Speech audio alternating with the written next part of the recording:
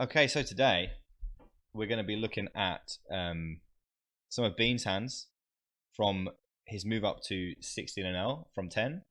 He's finally rolled for that and he's decided to move up. Bean, how you doing?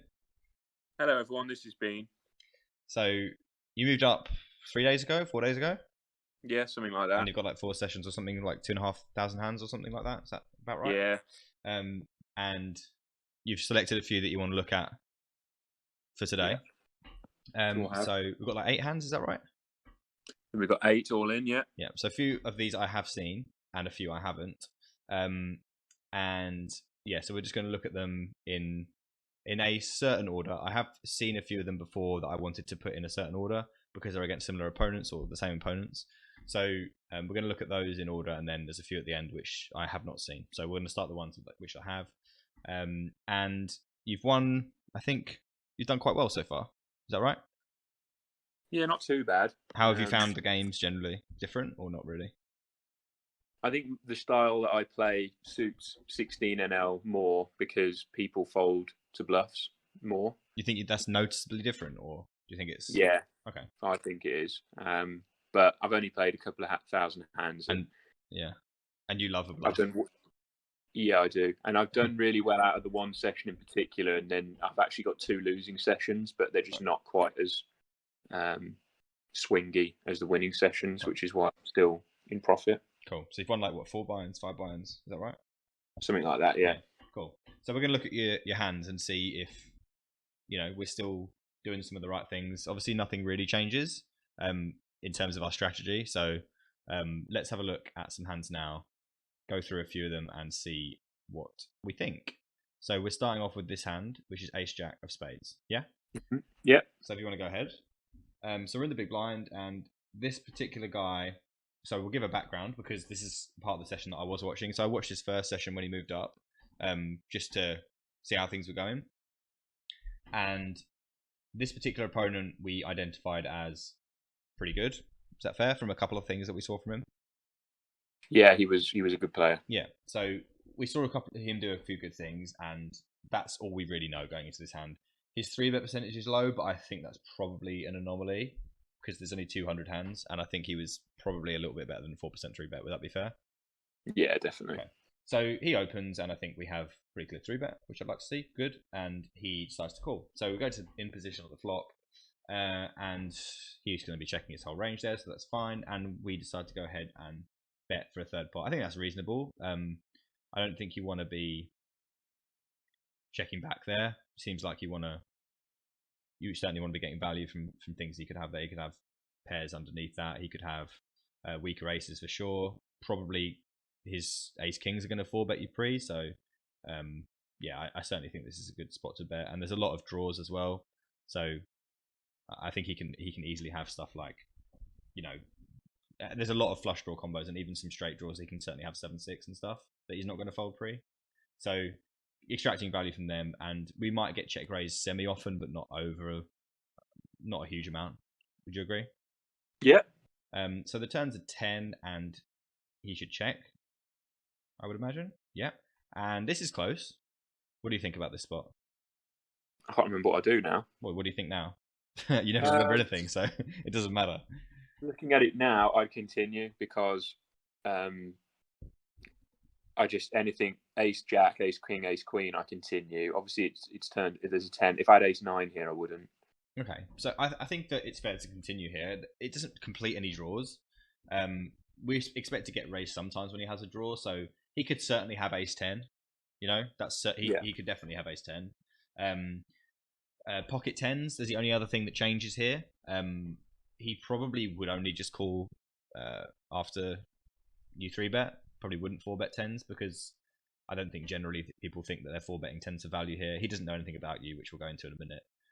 But I think generally speaking, they're not 4-betting 10s, so he could certainly have 10s that he called for our small sizing on the flop. That's fair. But I think in general we could bet that turn, and you decide to check back, which is also okay because I mean, if he jams on you, it's really rough spot, isn't it? To be fair. So the 10 doesn't do much for him, but it also encourages him to bluff some rivers, and also if we get check jammed on, it's a real rough spot which we can avoid. The river's a jack, and slow roll Joel continue. He bets, doesn't he? Yeah. Yeah. So we have a pretty interesting spot here. Now, I was watching you at the time, and you wanted to call, right? I was leaning just more towards call because I don't think as analytically as you do on this in these hands. So the reason I was leaning towards call was because I'm looking at the board and I automatically think to myself, what beats me here? And it's fives, it's eights, it's tens, it's queen nine, it's king queen, and I'm just thinking of all these hands that beat me and have got there. So I just think let's just flat. I can't fold two pair. It's top two and see what happens. But after a little bit of discussion, we settled on raised. Yeah. So I think you make some good points. I don't think this is a slam dunk value jam at all. I just think that we have to be very careful not to miss value, obviously, especially at these stakes where I think that you're going to get looked up quite often sometimes. When I think about value jamming here, you have to think about what kind of hands that he can call with, right? So it has to be a hand that decided not to raise the flop. 7-9 if he had it, or queen 9 doesn't really make a lot of sense, right? Because if he had queen 9 of clubs, which is the only queen 9 he could have, he would have raised the flop probably at some frequency at least. He could do this with ace king definitely, and we could be ahead. No, because I think he would get that in. I think he would get that in pre. To be honest with you, I think for sure. Depends if it's off suit or not. If it's off suit, he could take a flop because I know he's out of position, but you do see people take flops. Yeah, but my general idea here is that I think at least the vast majority of the time he's 4-bet getting in ace king, or ace queen even. He could do this. Yeah, ace queen he could certainly do this with. So ace queen, we're thinking about what can we get value from, not even necessarily what we can beat, because he has to be able to call a jam, right? Ace queen he's probably going to have to fold. I'm talking about the stuff that he might have that can beat us. How often are we beat here? Queen 9, but how often does he have that? 7-9, but that's really tough to have based on pre-flop and also the flop that he doesn't raise, because it would have to be specifically 7-9 of clubs, I think, right? He's not going to check call with 7-9, and then then the only two hands would be ace 8 or ace 10 that we can get value from here. Yeah, ace 8 that he didn't raise the flop because it's too strong. Ace 5 that for the same reasons, but he might at some frequency raise flop. Ace 10 is certainly in there because obviously we don't give him a chance to check raises on the turn. But other than that, he could have a set, but he might have, if he had 5s or 8s, he probably would have at least considered raising flop. So he could also have backed into two pair as well. He could have something like 10-8 that he decided to, like 10-8 suited that he decided to call pre with 3-bet, and also maybe even Jack 10. So my point is, I think there's a lot of strong hands that are worse than ours. There's enough strong hands that are worse than ours that can call, right? What are we really losing to here? We lose to a very slow. We lose to a slow played set. We lose to pocket 10s, ace 10. I think that's it, really. Is that fair? Yeah. I do think we have to jam here. And you go ahead and jam. And I think he actually. So just a backstory. Don't show his hands yet. We settled on a jam, and you were really unsure. And then he tanked for like 10 seconds. You were like, "Oh yeah, I really like this." and then he called, and we were like, "Oh, we must have been looked up by one of the hands we're talking about." And he actually ends up having the turned pocket 10s.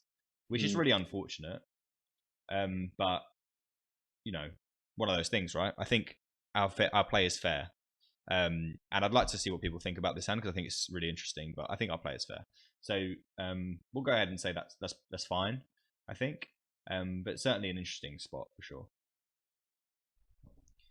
So the second hand we have ace king on the button, and it's the same opponent, and this is a hand that we played after, right? And so immediately after. So just for some interesting side notes around this player and this hand, the very next time we see him after the ace jack hand, he says to us, "Fair play for having ace jack in that spot," something along those lines, right? Yeah, because he's not expecting us. He tanked because he wasn't expecting us to be value jamming worse, right? So we know that he's probably a half decent player at least because he's taking that kind of thing into consideration. So when we go into this hand, he knows that we're quite competent. which is a consideration, because that will become clear. That will become clear soon. But this was I was watching, and this was one of those spots where I let you make your own decisions, if you remember correctly. I kind of let you take the lead on this one because it was a pretty big spot, and obviously I don't want to be just telling you that you've got to do what we ended up having to do in this hand. So if you want to go ahead and start playing it. So we won't spend too long on the intricacies of this. We're going to be 3-betting, obviously. Seems really good. We get a cold call from a horrendous looking player with no chip, so we're really going to just kind of ignore that, I think. And then we get 4-bet to 36. Now, obviously that puts the other guy all in, so I think we can ignore him. You know, we're playing a pot against this guy. I think we spoke about this for maybe 20 seconds, and I think we agreed that if we 5-bet here, it's quite light at this stake. Given that obviously that number, he's now played 280 hands at a 5% 3-bet. Obviously this is a 4-bet, but he might be on the tighter side in these situations pre-flop. And he also knows from the hand before that we also know he thinks we're okay at the game, you know? So he might not do this light, I don't think. He might have you labeled, you know? So I don't think he's going to do this light, but I also don't think we can fold. We're very deep, and I think we have. I don't think we can 5-bet, but I think we should call in position, and especially after this guy's put 9 dead blinds in, he might put the rest in, and that puts even more money in the pot, in position, bloated pot. So I think this is a fine call, which I think is what we do. If you want to go ahead, we do call, and this guy folds. So we see a flop, which is 7-7 jack, and he decides to check. I think. Go ahead. Yeah, and we have, I think, a pretty clear check back. We're trying to get our hand to showdown I think at this point, fair enough. Trying to get our hand to showdown. Is that what you were thinking? Yeah. Yeah. And he bets the turn. And what were you thinking at this point? I think I was automatically thinking fold because I just haven't connected with it at all. I've got no draws. Yeah. I think then when we spoke about it, unless this guy is trapping, I think, specifically aces, I don't think you'd want to check kings. I think if you're going to have a trapping range here, it would be jacks and aces, right? So when he checks the flop, I don't expect him to have queens or kings, which is quite a good part of his pre-flop range, I would have thought. He might do for pot control in a huge pot. Obviously, we're really, really deep here. So he might do pot control.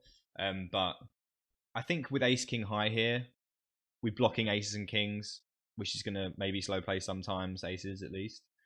I think we can probably just call here. I think this is very close. You could certainly go ahead and fold, but I think it might be slightly premature. What do you think? Yeah, no, I agree. Yeah. Okay, so we see a river, which is the 3 of diamonds. And slow roll, Joel decides to check.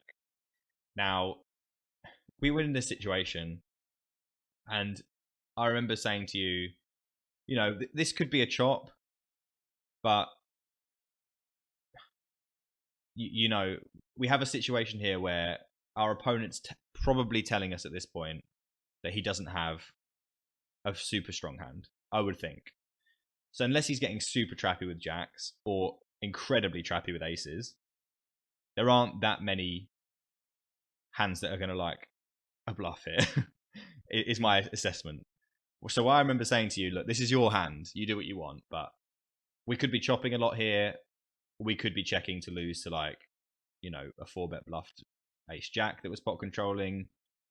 But at the end of the day, I don't think he's going to have, with this line, his strongest parts of his pre-flop 4-betting range. What do you think?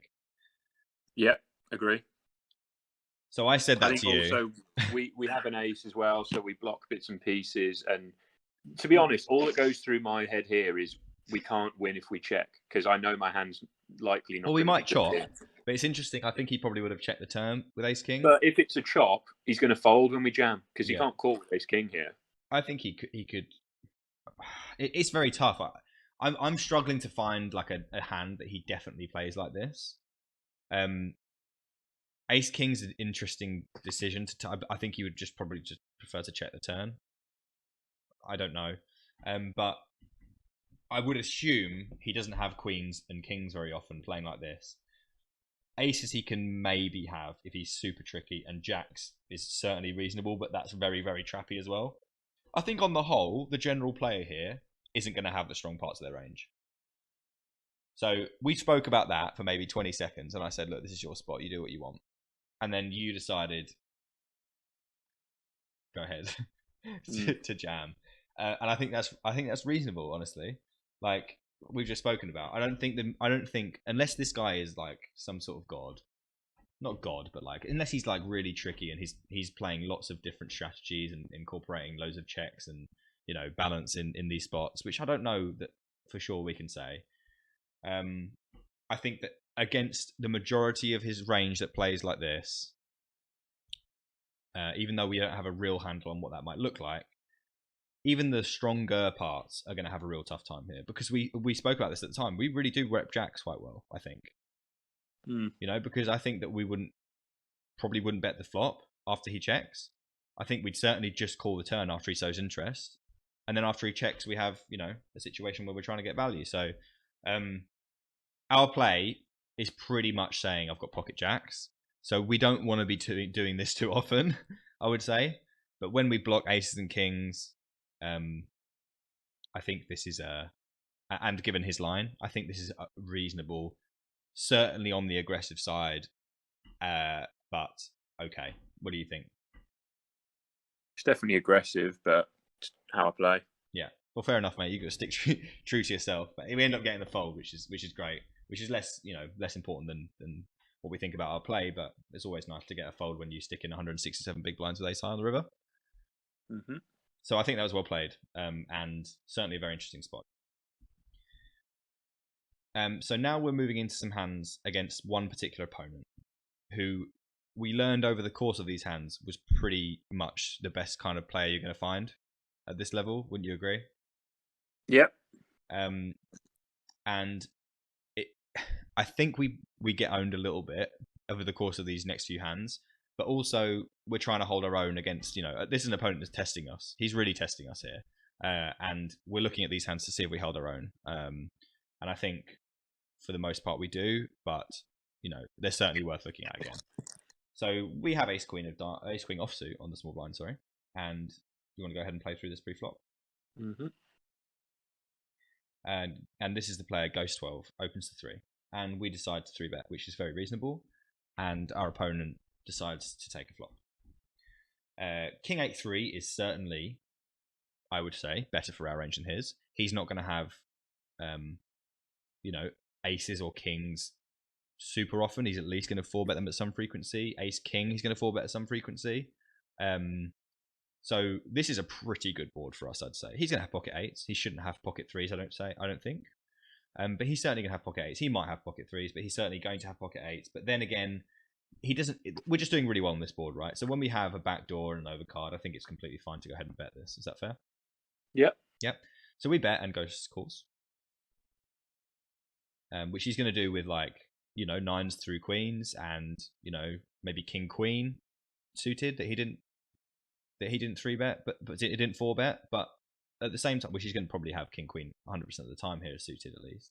But we do block king queen, right? So that's another really good consideration. We do block king queen. And I think he'd 4-bet queens at some frequency as well. So we're looking, I think, at nines through jacks a lot when he calls here. And then sometimes slow played 8s.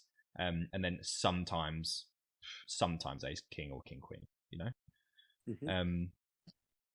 So on the turn, I think against that range, and obviously we didn't really, we didn't bet large on the flop, so he can certainly have all those hands still. We decided to bet the turn, which I think is fine to select this hand, given our blockers. And Ghost goes ahead and calls again. Which our sizing is still small, so he can certainly still have those hands we're talking about, and he doesn't have to have. I mean, even king queen here, probably not ace king if he did decide not to 4-bet that pre. He might even know that if he doesn't have ace king here or not. Therefore, he probably should know that if he doesn't have ace king here or not from the pre-flop action. So he might know that king queen is an 8s and 9s are pretty much the best hand he's going to have here, apart from maybe 8-9 suited, because he could have 8-9 suited, right? Because he he called 2 small bets, but I think the 8-9 suit is a little bit optimistic on the turn. Would you think that's fair? Yeah, I'm not calling 8-9 on Yeah, the turn. I think you because we look like we're doing exactly what we're doing, which is setting up to shove. I think once you get here with this hand against his range, the 9 is kind of a bit rubbish because he can certainly have 9s, but you know, I think you're going to put him in a real tough spot with even with King Queen. He's going to have a tough spot here, I think. And we know what you're like, being you're not going to shy away from this river. Oh no! So you do pop it in, and Ghost tanks forever. I mean, like it was like a full minute, wasn't it? Yeah. And he comes out of it with a call, unfortunately. I don't know what I mean, he was probably putting some things together in his head, obviously, but I do think we really do rep the strong parts of our range really well. We're going to have ace king all the time that he doesn't block. We're going to have aces and kings all the time that he doesn't block. I think that this call is optimistic at the very least, and he has the jack of spades. So even our bluffs, like ace queen of spades and stuff like that, he doesn't even block. He doesn't even, like ace jack of spades. Sorry, he blocks that too. So I think this call is probably losing. Against the general pool, and certainly against us generally, we rep a lot of strength on this board. I don't think you're going to find many people willing to do what you've just done. So I think we're okay with this, aren't we? I think we said at the time his call is optimistic, given he has a jack of spades. Yeah, I think it's bad. And that we were pretty happy with the selection that we had, right? Yeah. Okay, so this is the first hand against this guy. We've got 2 more to go, so let's have a look at the next one. So in this hand, this is the same opponent. Was slightly deeper, 115 deep, and this was really the hand. I mean, the hand before, we were still thinking he probably shouldn't have called there. This is the hand where we started to think he might have a few advanced concepts in his locker. Yeah. So we have 8-7 suited under the gun, and we decide to open, which is completely reasonable. And it folds to Ghost, who 3 bets to 9, and we decide to go ahead and call, which I think is fine. I'm pretty happy with that. The flop is 6-4-4. Now, we raised under the gun and called a 3 bet. We certainly have 6. I think you have 6s here, right? A little bit deeper, you have 6s here. Pocket 4s, I don't know if you definitely open that under the gun, but you may be doing an anti-structure. But the main thing is that Ghost is going to have probably quite a good overpair advantage. We're going to have 10s, and I think probably sometimes at least queens, and definitely jacks and 10s and 9s. Is that right? Yeah. And those kind of hands, are doing. We're quite happy with the board sometimes, but we're going to have some overcard misses. But there's not really that many bluffing hands, is there? Like I'd also have ace-4 suited. You just flat that, do you? I'm not sure. Yeah. Maybe I you would. do. Okay. So I'd open it, and then I would call his 3 bet. Okay. Yeah. Well, I guess what matters is that you have ace-4 suited, so we'll proceed on that. Yeah. And I think that's not unreasonable. So Ghost decides to bet, which he's going to do a lot. Like, this board's quite good for him, generally speaking. And I think at the time you were thinking you don't have many bluffs here, right? So you need to find some. You're going to have like 9s. You're going to have maybe ace-4 that you want to raise. You're going to have 6s that you might want to raise against his quite strong range. So we need to find something. And since we don't have 5-7, and we need more than probably just a backdoor flush draw. So like if we were raising king queen of spades here, that would be pretty optimistic, I think. So having the extra gut shot as well, I think is a good hand to choose. We're not going to have many bluffs, is my point, and we need to have a couple, right? Against his sizing, we need to be raising at least a little bit more often than we would against the larger size. So we decide to raise, and this is where we start to wonder what we're up against, because Ghost clicks back. Now, for anyone that watches like higher stakes players play, or there's a few particular streamers or that do this kind of thing, and there's 500L players that are doing this kind of thing. He might have studied this kind of thing. I don't know how well he's implementing the strategy, but this click back on the flop is like if he's doing it well and incorporating it well, is very, very strong against certain players. Now, the reason it's so good is because he can have all those like really strong hands we were talking about, and if we have a hand like this that was bluffing, then we're putting in a spot where we're getting an insane price, but also we're out of position a little bit deeper against a really strong opponent, you know? So I remember saying to you at the time, like, this could be an advanced strategy that we're facing, and we should probably proceed with caution. And we've just been owned by this guy like 5 hands before. I say owned, but like, you know, he called off with a hand that we weren't sure he should call off with. But at least he shows, because he spent so long on it, he's thinking about spots like in quite detail.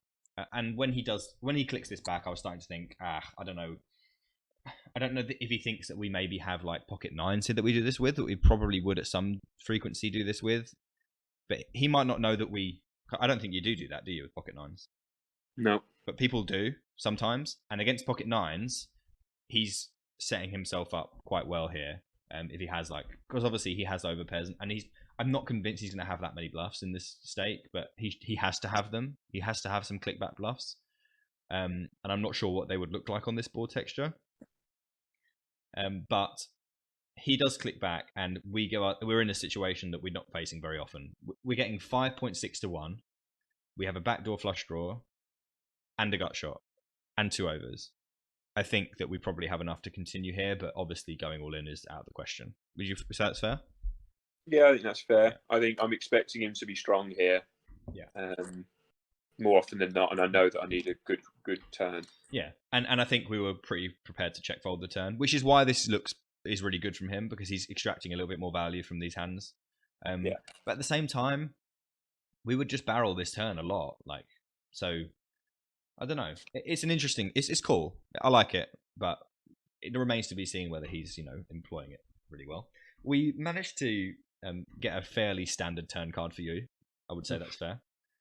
And we obviously have a clear check. And Ghost decides to go all in, I think. Go ahead.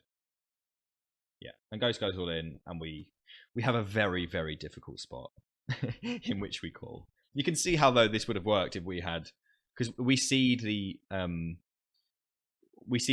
takes back control of the pot. We see control of the pot on the flop when he clicks back. We're no longer the aggressor, so we have to check a lot of turns. So that puts him in a real good spot in position, I think, sometimes. And obviously when we don't bink, we're going to struggle a lot with this particular hand. And I'm not sure how the rest of our range does against it, but pocket nines obviously is getting put in a real tough spot here if we ever had that. And pocket tens and jacks and stuff. So we bink and then I think he has queens or something. Yeah. Okay. So his play is really cool. I like his play, and our play, I think, once we raised, we and he clicked us back. I think with the gut shot we had just enough reasons to cling on, but we're gonna be getting on most turns we're gonna be getting jammed on and having to fold. But this was a really interesting hand for me, at least, seeing this happen. So, would you say that's a fair assessment of the hand? Anything else you want to say about it? I love that turn. Yeah, I mean, as I said, very normal for you, very, very normal. So we have one more hand against this opponent, which we'll go and grab now. So the third hand against the same opponent in a row is our King Jack of Diamonds, and let's have a look. So Ghost is under the gun, right? So Ghost is going to open, and we decide to 3-bet, which is completely fine.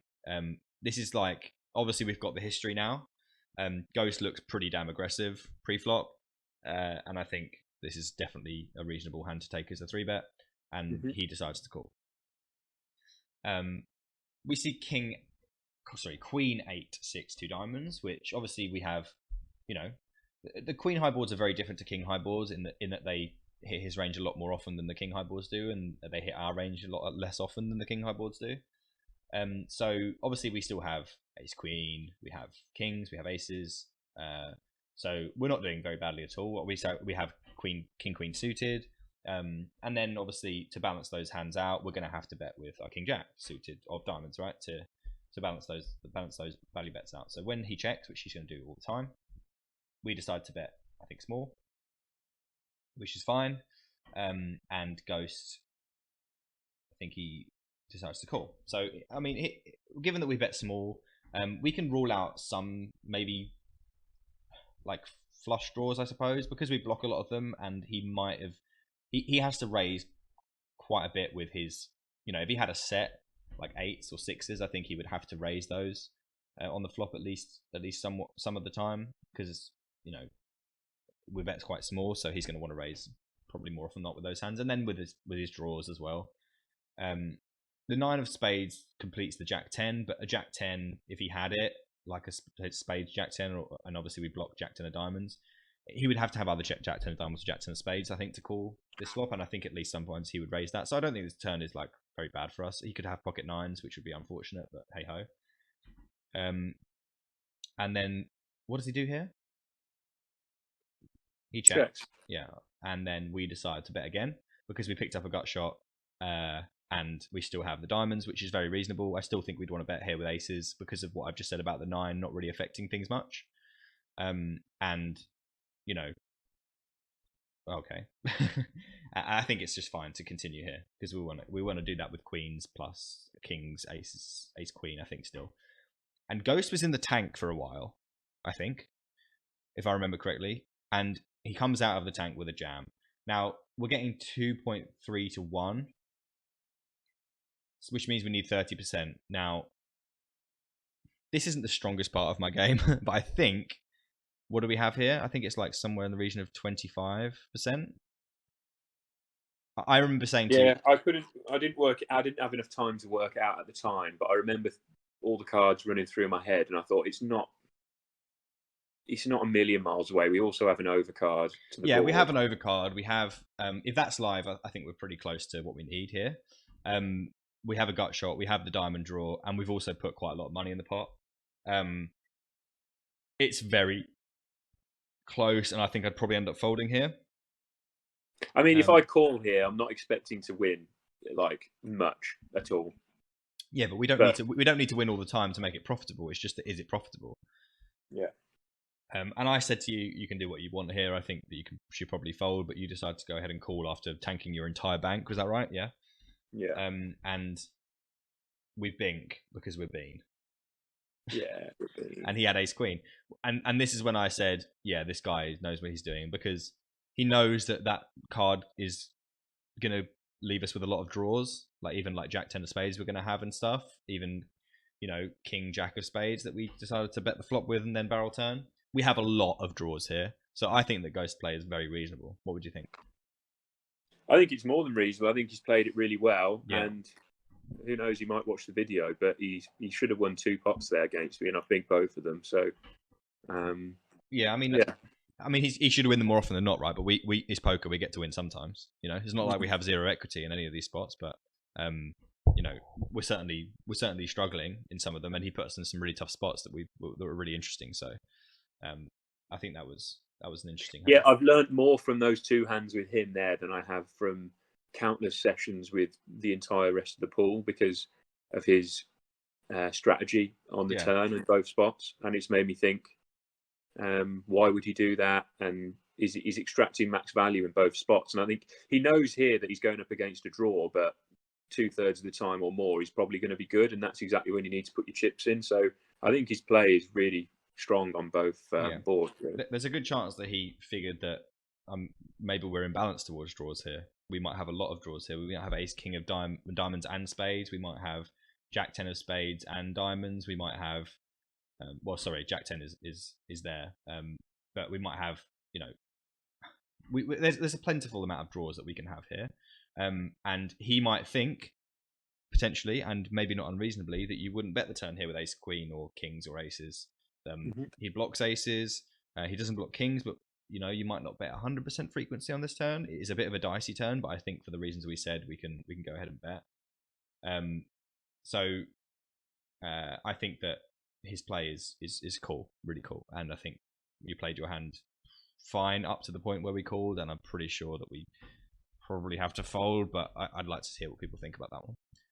So we've got a few more hands now that we're going to run through a little bit quicker than this section, which is going to be a bit more detailed, but just to have a look through it, some other cool hands that Bean's got for us. So we've got the deuce 3 of spades in the big blind. We're going to run through these a bit quicker, like I said. So go ahead with the pre-flop. So this guy in middle position opens to 3, and I think here we can probably just fold. We're paying rake if we call. We don't want a 3-bet obviously, but we're paying rake when we call and we go to the flop. And I think it's just a bit of a shit hand, mate. To be honest with you, but you've decided to call, which I think is, I mean, it's not going to be losing loads of money, but it's not going to be printing you loads of money, They're suited, they're connected. I'm committed. It's going in. Fair enough. I mean, you do you, mate. But I think that this is probably a fold. So this board's going to be pretty good for us sometimes. Like quite a lot of time, actually, it's going to be quite good for us. So we're going to want to have some bluffs because we're going to make some quite good like hands here. Like maybe 10-7 suited. We're going to have. He doesn't have that. 7-5 suited. We're going to have. He doesn't have that. Sixes we're going to have. Eights, maybe even nines that we don't 3-bet. Probably nines as well. Yeah, to be fair. So we're doing really well on this board. So we need some bluffs, and we don't have some of the over card spadey hands. And so Jack 10 is obviously the prime candidate for bluffing here. But I think if you're going to get to this flop with this hand, you're not going to be. We don't want to be just calling to try and make our hand. I think we should raise it. So we do go ahead and raise. I think. Yeah, cool. I'm glad to see that. And our opponent decides to call. So I think so far this is pretty good. I think he should have some check backs because that's a pretty rough board for him. In general, our range is going to be doing really well, and his won't do as well. But he can still have some like over pairs and sets, obviously. He calls, and we see the 5 of spades, which is obviously a really good card for us. We're going to want to, I would say, overbet this turn to set up the rivers. Yeah, pot seems good. And our opponent calls, does he? Yeah. And then the river, as long as it bricks out, we'll be going for the rest. Yeah, certainly going for the rest on that. That's a really good card. He's going to have a lot. I'd say it's a good card, but he's going to have a lot of problems now calling with if he's playing the board, which we need him to be winning, right? Because if he's not playing the board, it means he's got flush, and as you'll be aware, we don't win. So this is an interesting spot actually because I mean I think jamming is fine, and I think he's going to have to fold if he doesn't have a flush. So thinking about it, I'm not sure I do like it, but because if he's going to call, he has to call with a split. I think he's going to fold that because of the spades on the board. So it might even be better to let him bluff if he is going to bluff, because I don't think we get called here, mate, without being dead. If we get called by tens. Yeah, if he has a 10, I guess he can call. It's a tough spot though. Yeah, I think for the odd 10 that he has, we can probably call here, but there aren't many 10. He can have Jack 10, I guess. And Jack suited, yeah. Yeah. So against that hand, it's not many hands, is it? Jack 10 for sure is going to want to call, probably, but even Jack 10's got a tough spot here. I'm not gonna lie to you. So this is a really interesting spot, but I think your play is okay. I think it's fine. He calls, and I assume we're dead. Yeah. Yeah, fair enough. I mean, he probably shouldn't be opening that. And you can see that flop is going to be pretty much as well as he's doing on that board. I like that he didn't 3-bet the flop because he's generally not going to be doing that well, and when he 3-bets, he's going to have. I mean, he could 3-bet his sets and this kind of hand, I guess, if he has this hand. So he could have a 3-bet on the flop, but this is fine. So we'll move on to the next hand. I think that was finely played. So the next hand we have is Jack 9 of spades. We're in the big blind against a player. Any background on this guy? Yeah, he's a strong player. I saw him play a few hands previous to this. Okay, so we know that much at least going into this hand. So he opens then, okay, and we decide to 3-bet, and he goes ahead. I mean, we can call here sometimes, but I think obviously given the rake situation, we at least want to, being aggressive with our 3-bets is never bad. I'd like to see you make it a few more big blinds maybe against this guy because you're deeper. Because now he's going to be able to, call a little bit wider in position, which is not ideal, especially if he's good. So I think making it more. Don't mind 3-betting, but maybe make it more. This seems a pretty good situation to check, since we have, a medium strength hand. The board's not going to be that good for our range that often, and it's good for balance. Seems fair. Our opponent bets, and I think we just have a call. We can't raise and we can't fold, so yeah, easy call. 3 of spades. And we check to our opponent who bets again. The problem is he can have 6s and 4s still because we didn't attack on those like extra attacks for being in a bigger pot pre. So he can certainly have that. I'd expect him to have that 100% frequency. He can certainly have all the flopped flushes like high diamond combos, even medium strength diamond combos that you did that he may have called where he might not normally have done if you'd made it more. So he reps a lot of strength here. I think you can probably go ahead and fold this at least sometimes. This is one of those close spots against a good opponent that we can probably avoid. But obviously he's going to have some like ace high diamond flush draws. Maybe like, I mean, he's not going to have that many, right? He might have ace queen off. Maybe ace jack off sometimes, but not often. Certainly not ace 10 off. So like you have to find some like ace offsuit combos for him to be bluffing here, and I'm just not convinced there's that many of them. If that seems fair to you. Yeah, it does. Yeah. Yeah. So you decide to call, which is okay, and then we see this river, and I assume that we obviously have to check. We check in the whole range here, and our opponent bets 70, so he doesn't even go all in. Yeah, he's representing a lot of strength here. To be bluffing, he has to have like, I think probably specifically the ace of diamonds. I think that if he's bluffing with like king of diamonds, then that's a bit strange. And also he'd have to have just the bare king of diamonds. So like, you know, king queen off, which he called with. I think it's a bit optimistic. So I think we're probably only going to beat like ace queen off here. Maybe like, yeah, I think we should fold the turn, and I think that river we should probably also fold. To be honest, you do decide to call, and I'm not sure if we win this or not. I don't think we're going to win if we. Okay, I mean, wow. Okay, well, I think you said he was a good player. I think he should probably be 4-betting this. He decides to call in position, which I guess is okay. And then he just flops the world and milks you dry. So I think we could have gotten away from this hand. Do you think that's fair in hindsight, or do you still like your play? I think there's an area where I can get away, yeah, which is the turn, but I'm just not going to lay that down, because I know that how I would play this with a big diamond is exactly how he's played it there. Yeah, the problem is how often does he have a big diamond, right? He raised in a position and we 3-bet him. So he has to have like ace X offsuit. So like it's ace queen really.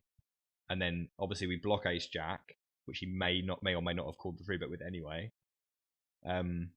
I think it's optimistic, to be honest. He's not calling the 3-bet ace 10 off.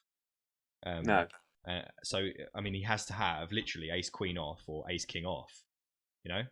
And at some frequency, he could have ace jack. I know we block it, but he could still have one of the other three. He could do, but like he might fold that at some frequency pre-flop, and he might. And I've got top pair. It's just hard for me to get away from that. Yeah.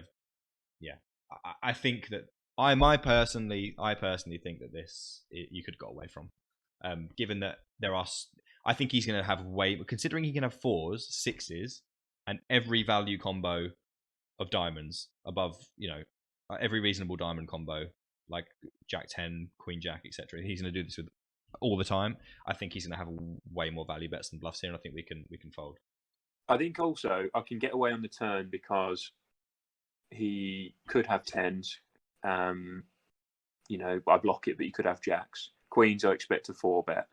But he has got a couple of overpairs to that board as well. Yeah, but would he play them like that? Well, I think. Do you think he'd bet this river? He might not bet the river because he thinks my calling range is there's a 9 in it a lot. Yeah, you have obviously if you have jack 9 and 10-9, you have some 9s, right? We don't have no 9s. He has more, but we do have some. So yeah, I just think that he's going to be value heavy here. I think.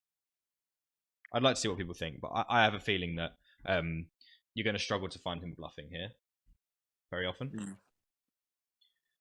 Yeah. So yeah, interesting one though. So I think we've got the last hand now, haven't we? Yeah. So our last hand we have pocket 4s in the big blind, and if you want to go ahead. Yeah. Undergun limps, and he looks pretty bad. So this looks like already like a pretty good spot. Small blind decides to isolate, which he's going to do a lot. He looks pretty strong, and I think given that under the gun limper looks really bad, and we have a very deep pot against 2 opponents, we can certainly call here, and I wouldn't want to see do anything else. So this seems pretty good. And under the gun limper, obviously, is going to call. We flop bottom set, which is great, and our opponent bet. So we want to always raise here with the bottom set. We unblock the top, parts of his range like queens plus, and strong draws. We unblock all of that. So there's going to be loads that want to continue. So yeah, definitely want to see raise here, which you do. Unfortunately, we're going to knock out the fish, but if the fish has something he wants to cling on with, he's going to do that regardless. So I think it's fine to go ahead and just raise now with bottom set and small blind calls, which is fine. Turns a queen, so he could definitely have queens, but obviously having a set. I mean, we're just losing 250 blinds here, right? If he has queens, so it's just one of those things. He checks, so this could certainly be a balanced check with queens, maybe even jacks. So, oh, sorry, I mean, he's never betting here, is he? So because we did raise the flop, so yeah, he's just going to be checking 100% of his range here, and we're going to have another very easy bet. And the sizing looks really good for river, so I like that a lot. Cheers, mate. Our opponent raises. I mean, here, God, what a spot. I mean, you're instantly thinking this guy can have jacks and queens, right? Obviously, we can't fold. This is just going to have to go in, and it's going to go in now for me because he's committed anyway, and this is our hand's not going to get any better. So we can't fold because we're way too high up in our range because we can't have queens and we can't have jacks given our pre-flop action because we would have re-raised those over and isolate this deep. So we can have sevens, but fours and sevens are our best possible hands here, and when you have your best possible hand, you can't really do anything about it. He can have maybe king 10 of spades. He can have ace king of spades. I don't think he plays kings and aces like this, but what can you do? I mean, at the end of the day, we're going broke, aren't we, Bean? I mean, yeah, but because let's click the next button. So I raise because of the aforementioned. Yeah. And he calls. Okay, so I would anticipate that he's going to have jacks and queens a lot.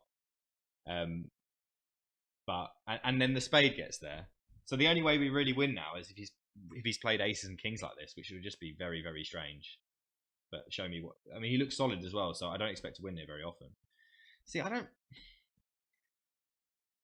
know about his play. I'm not going to lie to you. Like, maybe this is kind of like that play that Ghost made against us with the ace queen, in a way, because there are some draws. But the thing is, in that hand, there were more draws than there are here.